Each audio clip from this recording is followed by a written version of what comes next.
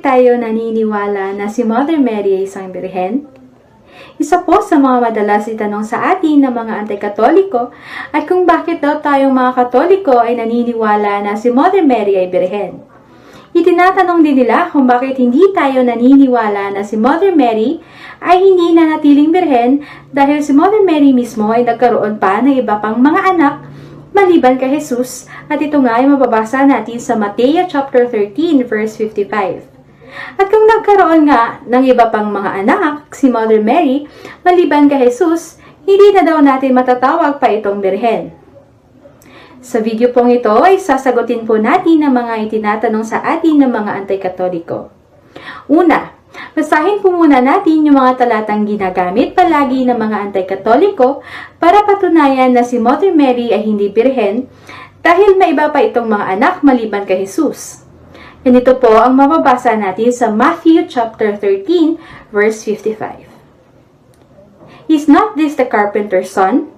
Is not his mother called Mary? And are not his brothers James and Joseph and Simon and Judas?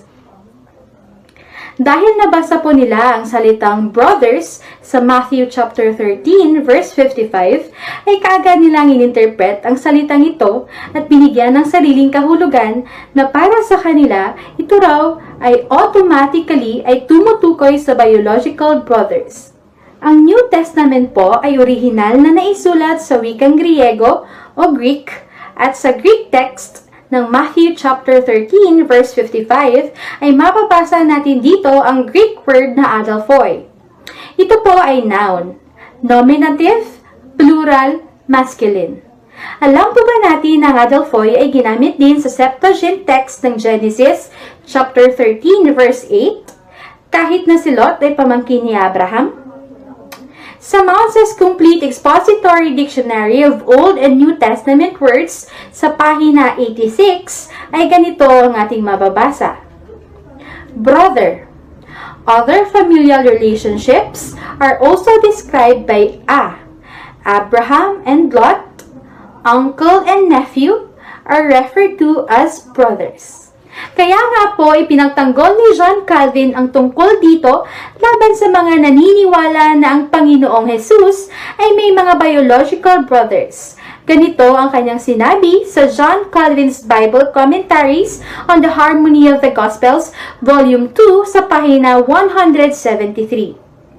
The word brothers, we have formerly mentioned, is employed, agreeable to the Hebrew idiom, to denote any relatives whatever, and accordingly, Helvetius displayed excessive ignorance in including that Mary must have had many sons because Christ's brothers are sometimes mentioned. Alam po ba natin kung sino si John Calvin? John Calvin was a famous French theologian and a major leader of the Protestant Reformation. Kaya, suriin po muna nating mabuti ang marami pang mga bagay at sangguniin nating mabuti ang mga reliable references na isinulat ng mga tunay na mga Bible scholars. Dahil, hindi po totoo na kapag nakabasa tayo ng salitang brothers sa Bible, ay tumutukoy palagi ito sa biological brothers. Halimbawa, sa Hebrew chapter 2 verse 11, ito po ang ating mababasa.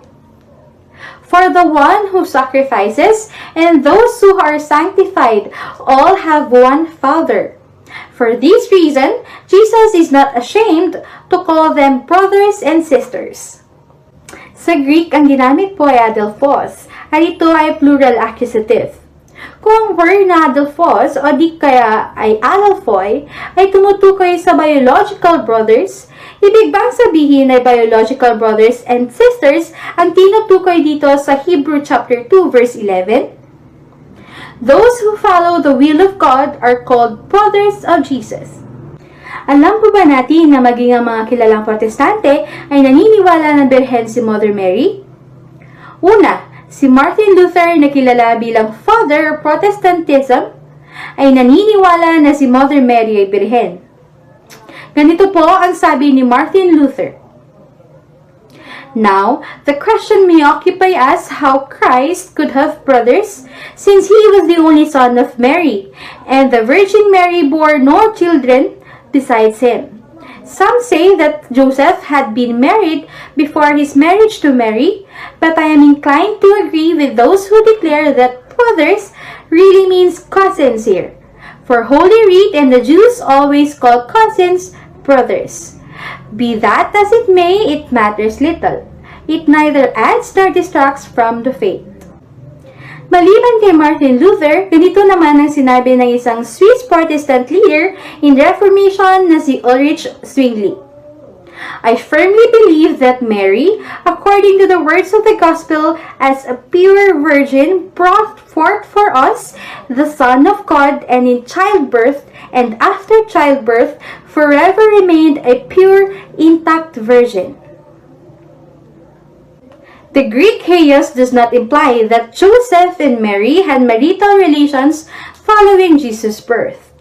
This conjunction is often used to indicate a select period of time without implying change in the future. Here, Matthew emphasizes only that Joseph had no involvement in Mary's pregnancy before Jesus' birth.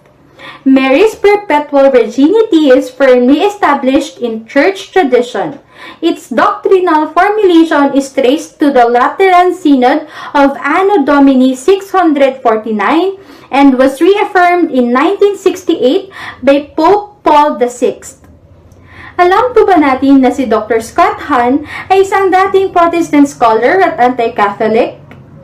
Sa pamamagitan ng kanyang malalimang pag-aaral at pagsusuri, ay natatpuan niya ang katotohanan sa Catholic Church. Marahil sasabihin ng mga umaatake sa atin na bilang mag-asawa, normal lamang na magkaroon ng pagtatalik sa pagitan ni Saint Joseph at ni Mother Mary dahil mag-asawa sila. Kung sabihin mo bilang isang husband ay hindi mo mapipigil ang sarili mo na hindi galawin ang iyong wife, huwag naman po sana nating itulad si Saint Joseph sa atin. Si Saint Joseph po ay pinili ng Diyos sa isang napakahalagang misyon. Napakaganda po na sinabi ng isang kilalang Protestanteng Bible scholar sa panahon natin ngayon sa katauhan ni Dr. Craig Keener, at ganito po ang ating mababasa sa kanyang aklat na The IVP Bible Background Commentary, New Testament. Joseph, who lives with Mary but exercises self-control, thus provides a strong role model for sexual purity. Ngayon, bakit po tayo naniniwala na si Mother Mary ay birhen at wala na pong biological brothers ang ating Panginoong Jesus? Ganito po ang mababasa natin sa Luke chapter 2 verse 41 to 42. Every year, the parents of Jesus went to Jerusalem for the feast of the Passover, as was customary. And when Jesus was 12 years old, he went up with them according to the custom for this feast. Alam po ba natin na sa panahon ng piyestang ito ay dapat naroroon din ng mga bata?